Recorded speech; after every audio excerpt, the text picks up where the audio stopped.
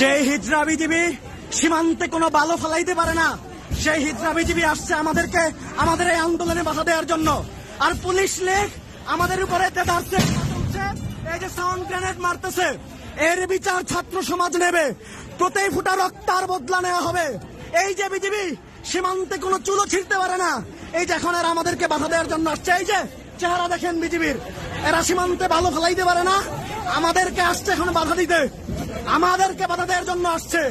Police আমাকে গুলি করেছে, আমার সহযোদ্ধাদের উপরে গুলি চালিয়েছে, টিয়ার শেল মেরেছে, আমরা শত শত মানুষ আহত।